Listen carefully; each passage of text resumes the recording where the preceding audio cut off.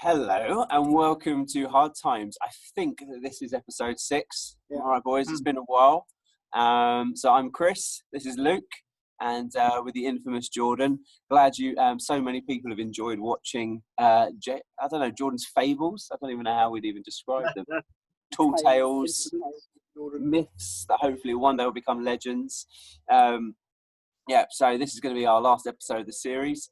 And obviously a few things have changed. So now we're allowed to be, it's physically distant, isn't it, really? Because not socially, because I'm literally here with you. Yeah. So things have changed. Jordan's back to work, mate. How are things down at CYE?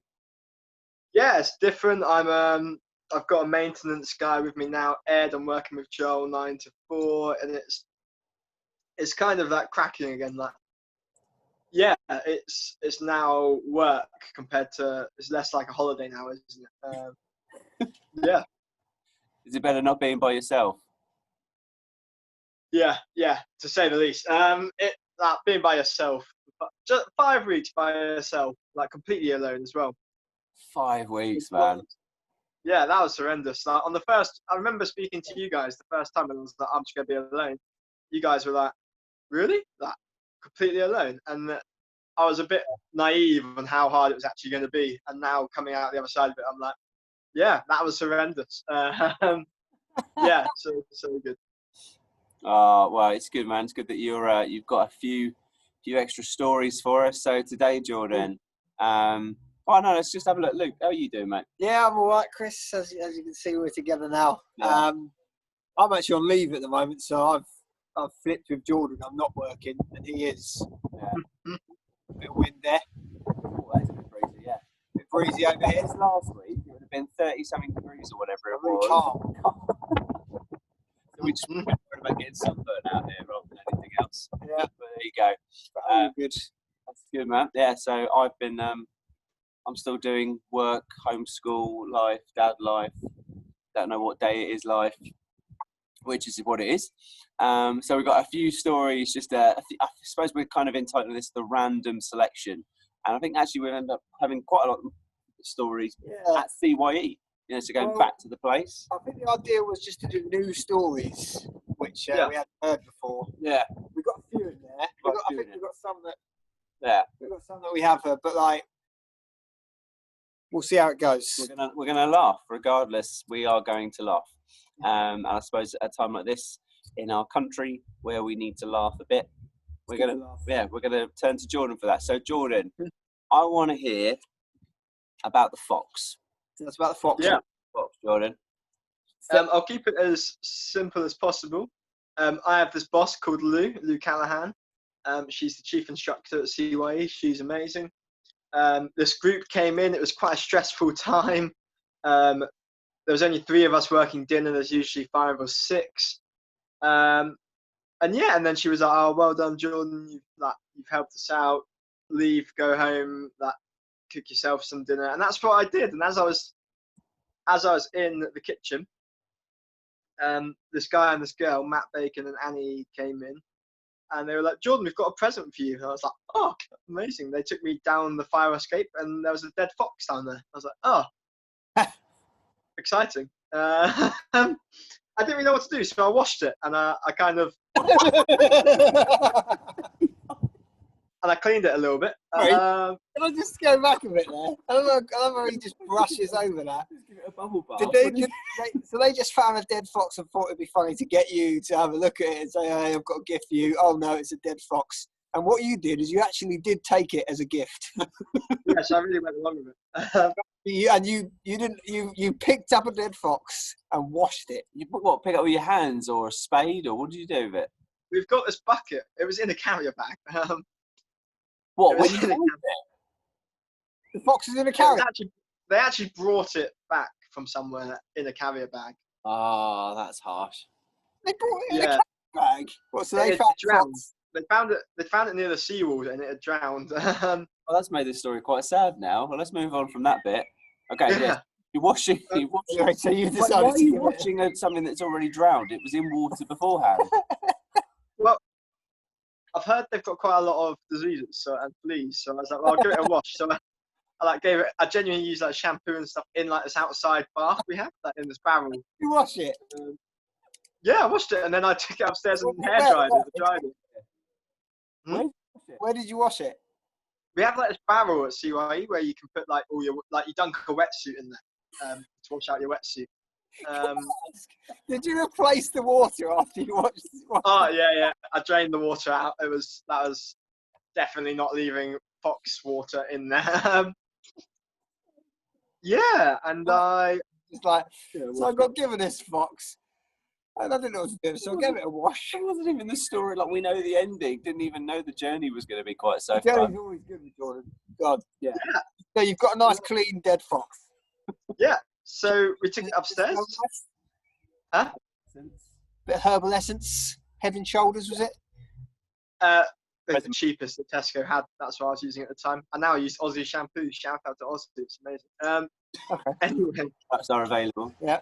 Yeah, so you used the hairdryer and then thought about what to do with it, and then realised that Lou, our boss, leaves her car unlocked.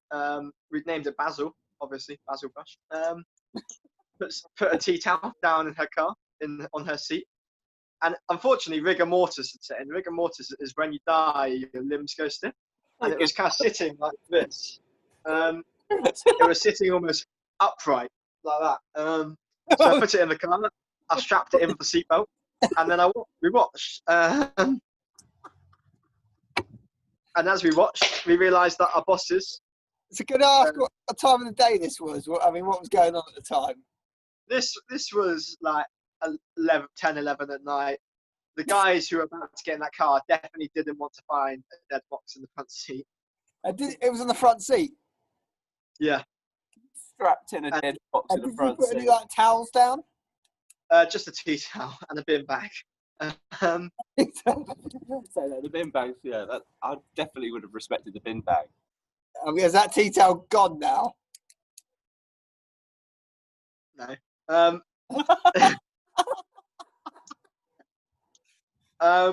Kept it. Souvenir. Huh? Yeah, and then the bosses found it. You use the tea towel still to dry things? I don't. It's somewhere in the house. It was one of like the ones, the generic CYE ones, but it didn't leave our house after that. Got dirty and then. Because if you saw that and you went to wash up, you'd be thinking, "Oh, I know where that's been." Yeah, you just think of a dead fox. Anyway, go on, carry on. It's 11 o'clock, 10:11. Lou is coming to her car. Yeah. And where are you at this point? Are you? We're actually hiding in a car opposite her car, watching. Okay. So we expected she'd get in her driver's seat, look over and be like, oh, it's a dead fox. What actually happened is she was taking home a passenger, Lucy. We didn't realise. Lucy opened the door, looked at it, walked away. She was nearly in tears, bless her. And yeah, then the dead Didn't they scream or anything? No, it was definitely silent. It wasn't funny. That's what was made clear, that it wasn't a funny joke. Yeah, and then I got told off for the next day. What happened to the fox is a different story. I'm not a psychopath. I'll make sure.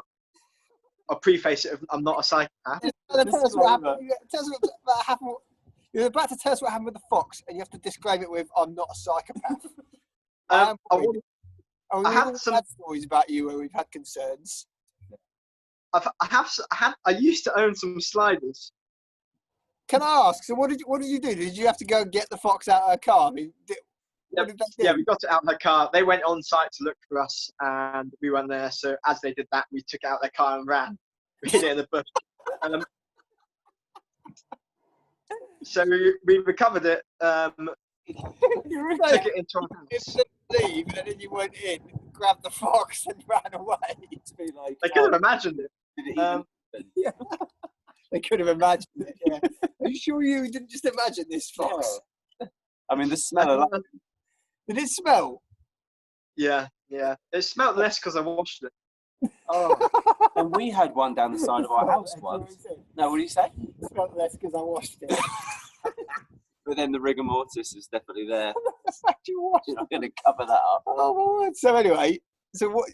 Did you? So when you say you ran off, did you have the fox under your arm? You're running off. we chucked it in a bush until they left. So we took it out the car, chucked it in a bush, then they left, went home, slightly traumatized, and we recovered the fox. We went on site, and we had the thought of like, oh, well, we have to get rid of it. So I was like, well, let's skin it. What's wrong with you, man? Why would you want to skin a dead fox that's been dead for ages? I think it was pretty fresh, maybe like a day or two. It wasn't. It's not my finest hour. I wouldn't do it now. If I was doing it, you skinned. You picked it. You found it again and went and skinned it, like you were an Indian, with the intention to make it into a pair of sandals. Because you're sliders. You started saying you're sliders. You're walking around with fox sandals. You were something else, man. Yeah, how did that go? How did that go? The story actually gets so much worse. We then took it outside and we dissected it, and then I had to get rid of it. So I ended up walking around the back of CYE with a fox's head, a bloody knife, and a body with guts hanging out. I chucked the head and the body into a marshland, into a pond. I chucked the bloody knife into the bin, and then I realised the next day, I was like, that's something psychopaths do. That's something you hear Ted Bundy doing when he was 18. Like some fox mutilator. Yeah. You're probably looking for another victim and like connecting the dots. This is such a grim story. And is that the last of it? You got told off. So you didn't. So you tried to skin it, and it didn't happen. Then you didn't get the skin. We skinned it. Yeah, we successfully skinned it. You did successfully. So what did you do with the skin? Well, actually, it gets worse. What happened? We put the skin in a little plastic tub and left it in a cubby hole in the wall that we shut because we thought we needed to dry the skin out. And then also the fox's head, I remember, didn't actually go into the pond. It got chucked out of a window.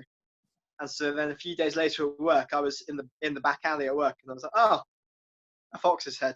Excellent. You just chucked it out of your window into your back garden? Essentially, yeah. Okay, well then what happened when you returned to the nicely dried skin? It didn't dry. You don't dry skin in a little plastic container. You string it out. What I'd done is create a festering pit for disease. We chucked up the container away. Was it you that started all this? No, other people were the other two were very excited for it as well, which also egged me on. I'll send you guys a picture afterwards, and then you can check me. We don't need pictures of this. Let's eat some dinner after this. So basically, it was some mouldy, nasty mess. And did it stink out the place? Not as much as you'd think. I think the idea, when the other housemates found out, they were less impressed that a dead fox had been on our kitchen table. Being skinned. Did you? Oh my word! You're less than impressed. That's a great way of saying it. Jordan, any lessons from this incident that you've taken forward in life? Yeah, if you get presented with a dead fox, tell them to get rid of it before you touch it. Don't wash it. The point that you wash a fox is the point that you commit to doing other things with it. That's the moral of this story right there. The point where you've washed the fox is the point that you've committed to do other things with it. That does not sound good, man. Okay, well, let's move on. That was a good story. We said at the beginning, we weren't sure how these stories were going to go. Yeah, that was a funny one. That was very funny. There we go. Very funny. Okay, so next thing is about a boat that might not have been yours recently. Yeah, this is quite a quick story. It's not got a lot of detail. Okay.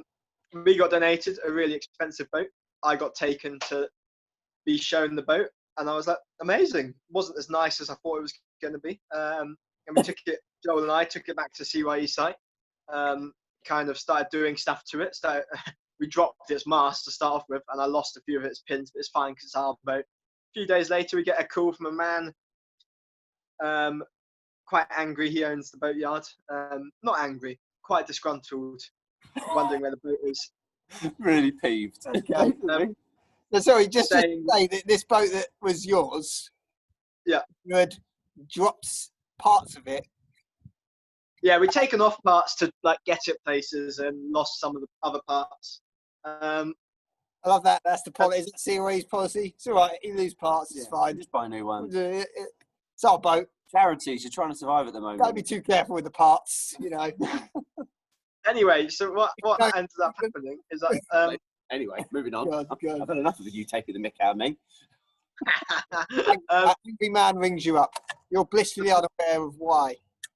the bloke had apparently reported his boat stolen, and we'd taken the wrong boat. And we'd also taken it was identical to the other one. Yeah, and then I had to return his boat, and luckily he wasn't there, and he still doesn't know. He might know, but yeah, we returned it, and there was some parts missing that he can't expect us to that's that story. It's not a great one. But we nicked the bloke. We nicked the bloke's boat. Sorry, you've stolen his boat. You can't expect us to look after it. No. You can't expect us to... We're joyriders. Come on. What are you expecting? If you bought an identical boat... Okay, so On you the plus side- accidentally stole the boat and you've lost parts of it and you've just left it and it's not come up with any repercussions. Did you take them off the boat that you were supposed to take? Did you get your It's boat back? identical. Yeah. Oh, we swapped. Or he called us, and we swapped the boats back, and we took the rightful boat. But the rightful boat is actually a much nicer nick. It's with the nicest boat CYE owns now.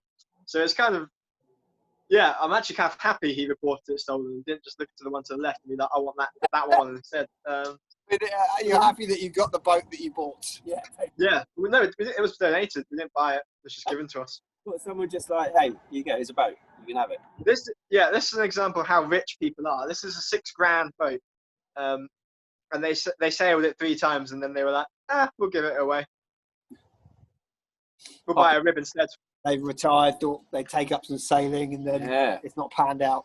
Yeah. Yeah. Yeah. Okay, that was quite a short Right, snappy one. so next lesson Boat. is look what the name of the boat is and take the one you're supposed to take. Exactly. Yeah. Ask When, before when you taking. start washing the boat, you've committed to doing more stuff with it. Yeah. Oh, okay, right. So the next story we'll talk about is about how you've recently been shot at. And this isn't the same guys from a few weeks ago who were hunting rabbits legally, and you've got a whole SWAT team and a helicopter on them. No, this is probably The rabbits.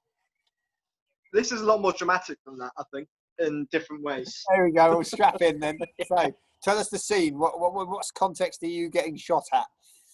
So Joel and I, we were at a cottage and we were like, let's just walk north to Kingley Vale. Luke will know Kingley Vale. It's a lovely hill near where we live. It's a really steep hill. Yeah. But we didn't want to walk along the roads and the paths. We were like, we just want to walk north. And then, quite far from where you are. Yeah, 12 or so miles. 12 miles. And you've just decided to walk north and hope you'll get there.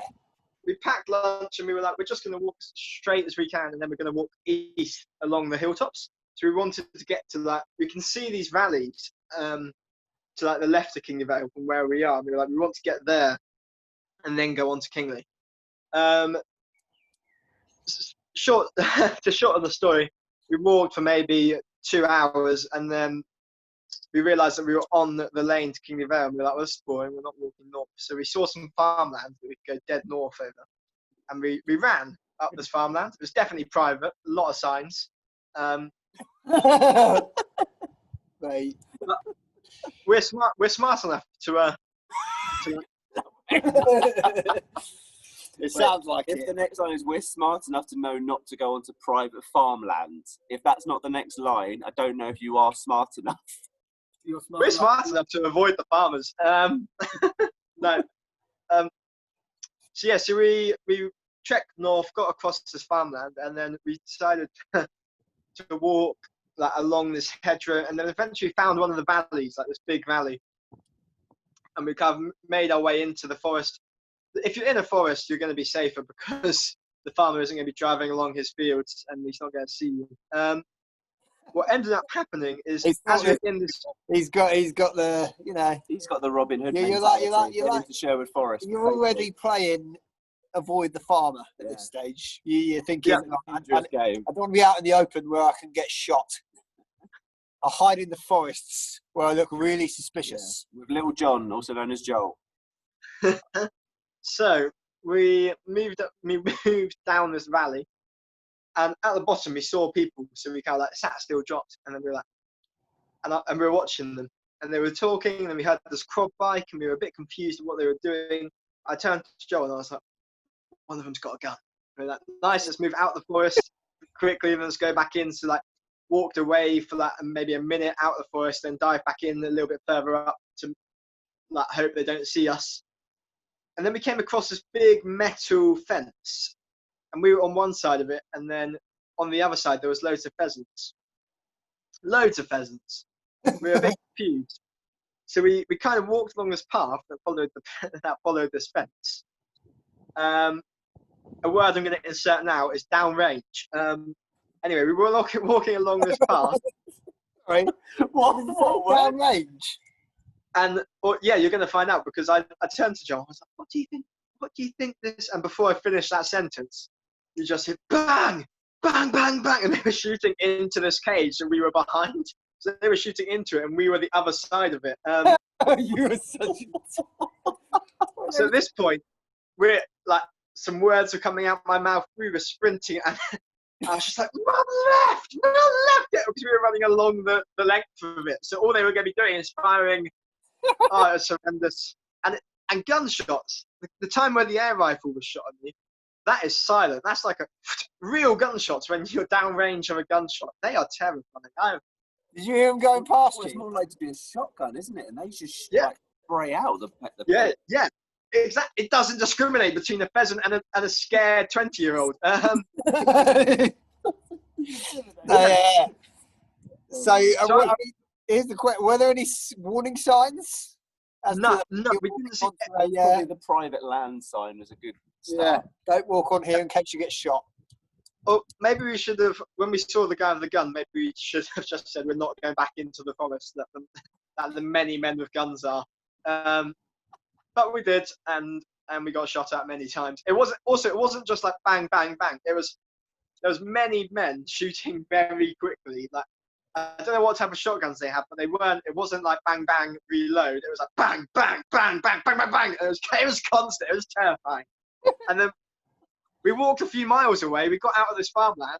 We all started walking east. We found this little footpath, and they carried on shooting. So we were like, "Oh, imagine if they shot us, it was definitely our fault. Like, there was no way that they would have known that we were there." Yeah, because they would have had to have the orange flags out, though, wouldn't they? Oh, I didn't see any orange flags. Oh, maybe it was their fault not putting up orange flags. No, let's go with your fault. I think it's probably your fault. Yeah. Oh, man. So, I mean, what did you do after that? we kind of realised how lucky we were to not get shot. And as we left their private farmland, we found a sign that said, "So and so, name of guy's farmland, trespassers will always be prosecuted." We felt like getting shot at was a substitution for prosecution. That's your warning. So next time, stick to the path. Firing squad. Yeah, it's all like watching Pilgrim's Progress, isn't it? Stay to the right path. Don't go off. You're going to get in trouble.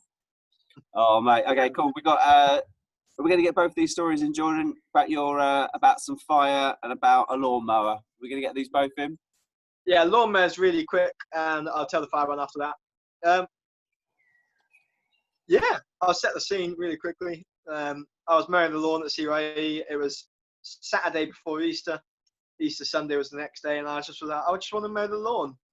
Johnny White's birthday. Shout out to Johnny White. Happy birthday for them. It was like 3 months ago. Yeah. Anyway, I was mowing the lawn, and you know when you intentionally do something, but you also don't do it. You don't process it. There's this book on the floor, and I didn't realise that I was on a lawnmower. So as I ran over it, it just blew up under the lawnmower. It hit the props, and it just exploded. What's your book on the floor in the garden? Is it your book? You've been reading it? Yeah, it was mine. Stories from the Great War. You just You thought, I'll just leave this on the ground whilst I mow It wasn't the a Bible, ground. was it? No, stories from the Great War. So you Light-hearted read. Yeah, try reenacting with the pheasants and the gunshots. Now you know what it's like to be in that kind of situation. Under fire. Yeah. So this book was in like thousands of pieces. It was completely destroyed. And then Johnny White called me, and he informed me that the lawnmower that I was riding had a function that if you pressed this button and drove over it again, it would suck everything up and then chuck it into a thing at the back. Anyone watching this, don't trust Johnny White. Period. You believe that then? Yeah, because I ran over these thousands of pieces, and all it did is chop them up again in half and then sprayed them even further. Did you have to clear it up, or did you do it? Just leave it? No, I drove maybe 100 meters away in anger. I drove to the front field, walked back, and picked up every single individual piece of paper. There was thousands. I'm not kidding. Like it wasn't. Have you got a leaf blower? You should have got a leaf blower. Huh? Got a leaf blower. All good now. Didn't think of that at the time. They were like this big. They were. Oh, you can't see that. They were tiny pieces of paper. Oh. Like, before Johnny told me. Better. Yeah. Or before Johnny told me to like chop them up again, they were like this big, and that would been easy to pick up. Like, but yeah, that's that one. Oh mate. Right then, Jordan, bring us home with fire. The tale of when you set fire to your own face. Yeah, I'm just going to put this away now because I'm just going to sit back and enjoy this story. Go on, tell us. Yeah, this story is a lesson to anyone watching this. I learned a lot from this. I also learned what shock feels like. You learned a lot. Don't play with fire, kid. All the kids were down in their cabins, and Ben Stackhouse and I had just finished washing up for dinner, and we'd been allowed to go build a campfire together. Really windy day, horrendously windy, really wet, and we couldn't start it. I tried to light it with fire lighters, I couldn't start it. I kept trying. Ben was getting frustrated, and eventually I turned to him and I was like, Ben, I'm going to use some petrol. And he was like, no, don't use petrol.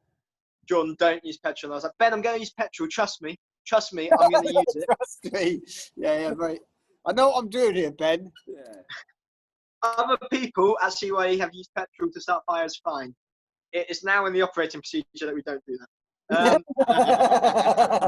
Because what happened? Is that as a direct correlation with your attempt? What I'm about to tell you is genuinely one of the most scariest moments of my life. Period. I got the can of fuel. So at CYE we have these big cans we use to refuel boats. Maybe you can't tell. Like size of my body, like that, quite large. Carry my handle. Just a bit. Yeah. Okay. So a proper jerry can. Yeah. Yeah, and I took it to the backfield. I built this huge fire. I started tipping, and tons of fuel everywhere. And I didn't really have a plan on how I was going to light it after that. But I was just like, let's use the rest of this can. Let's get it done. So you put suddenly, huh? You put loads on. You put all of that tank in there. There was probably about this much left in the tank. There was a considerable amount still in my hand in the can that I was holding. And you've probably got it in your hands by this point as well, because it just spills everywhere. It's what petrol is. It's not just liquid. Like the gas that it releases is explosive as well. Familiar with this, yeah. You know, you're lucky. I worry about you, George. Yeah. At this point, you get washing foxes. Oh my word! Steve Irwin in the making, isn't he? Really? Well, we got to this point that I tipped all the petrol on it, and I was like, well, all that's going to happen is I'm going to light it, it's going to go whoosh, and then it's not going to stay lit. So I was like, I need some petrol inside the fire. I started tipping it inside the fire, and then all I can remember from there is red and orange, and yeah, being really scared because, and then I backed up a bit, so that essentially the fire had just gone bang, it blew up, and then the big petrol can in my hand was on fire, and I noticed it was on fire. Bearing in mind, I'm now like I just had like a fireball in my face. I saw that it was on fire, so I tried to blow it out. My first reaction. So I tried to go. So what I go is. What that did. You do know the fire triangle, yeah? Huh? You know I think we're about to find out about the fire triangle now. What did that do, George? What that did is gave the fire fuel, because that put the fire onto my face. That put burning petrol onto all over this side of my face. My hair was completely singed. My eyebrows were almost gone. And then I just started running, and all I could see as I was running was I dropped the fire. I thought my clothes were on fire, and all I could see out of my eyes was the world, but of a yellow tinge, because my eyelashes were on fire, and everything around there was just lit. Not in the fun sense, not lit. It was literally lit. And then I fell over, and as I fell over, I grabbed my face, put the fire out of my face. I called Ben, and I was like, Ben! You fell over, and you managed to put the fire out by falling over. Yeah, I didn't. You know why they teach you stop, drop, and roll in school?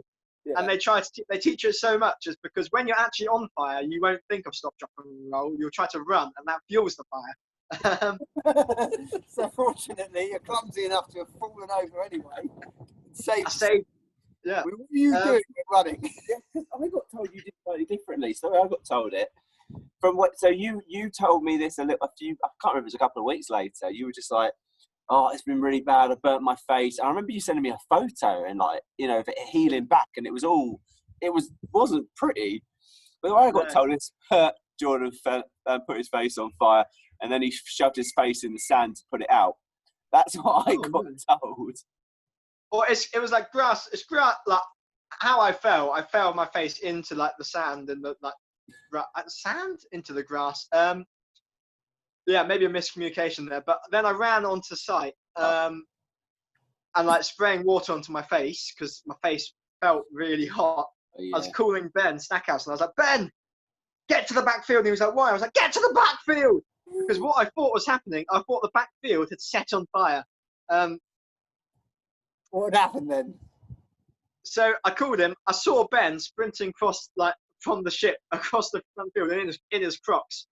And as he was running, he was kind of like sprinting, kind of like donning his baseball cap, ready for whatever he was going to face. I was sprinting next to him. Oh, I remember on the phone, he was like, why? I was like, I've set my face on fire, then hung up. So that's why he was so panicked. And as we got to the backfield, there wasn't any fire. Essentially, the fire had just gone bang and then expanded all the petrol and hadn't actually set fire to the hedge. Also, the petrol can, as I dropped it, and all the fire that was in the petrol can had actually gone onto my face. And I put it out by doing that. I love that. The way you said that's a great thing. Yeah. Well, I actually said it by pouring the petrol onto my face, and then I put it out whilst it was on my face, which saved a disaster. Oh, man. Yeah. You're so, I mean, there are angels looking after you, mate. Yeah, I really worry about you. There's what actually happened after that is I went to Annie's room. Joel was there. Joel then did the campfire for me. And yeah, good. Give it to Joel. I didn't go out to do it. I was in shock quite badly. bit graph. I'm not going to go into much detail, but essentially what had happened is all around there was burnt, all in here, and all my ear and under here was really badly burnt. I was sitting in Annie's room, and I did this, and I was like, why is there white jelly on my hands? It wasn't actually jelly, it was like the skin from my ears, so it actually burnt off and turned into that. Can I just say, I'm assuming you went to hospital? No. That was Thursday. That happened on the Thursday, and then only on the Sunday when I was like, I don't want it to get infected, did I choose to go to hospital. And I've also got a story from the hospital. I'll at the hospital. God. Oh, actually, I'll tell you guys it afterwards. It's not a story. Oh no. Okay. Right, we're going to have to wait for season 2. Okay. Yeah. Bet that one. I Bet think that one. we're pretty much out of time now, Jordan. But you got any last bit of wisdom from your book? Final thought. Yeah. Final thought? It's not a quote from my book, but it's a theme of hope. And it's quite easy, like, especially with this whole movement that's going on and everything like that. The book, I actually gave one of my copies of the book away, so I don't know where the other one is. I'm sorry, but I looked it online, and I've decided that hope is probably one of the themes that goes throughout it. And it's like things are going to get better. Jesus is better, and it's constantly that you can always hope in that. And in times like this, like there's just a lack of hope, isn't there? I can feel like that. Sometimes it feels like Jesus is returning soon, but we can put our hope in him. I just want to say that he also wants to gift you stuff that. Yeah, and also speak to other people about that, because I'm not going to be able to portray it well through this medium. But yeah, that's my little thought. Nice, He wants to give you gifts, and they're not dead foxes. No. Right, well, that's the end, guys. That's season 1. I can't believe we've made it. Finally got there. A few weeks delayed. I hope anyone who's watching has enjoyed it. And yeah, let's see where we go with season 2. If it's popular. If there is.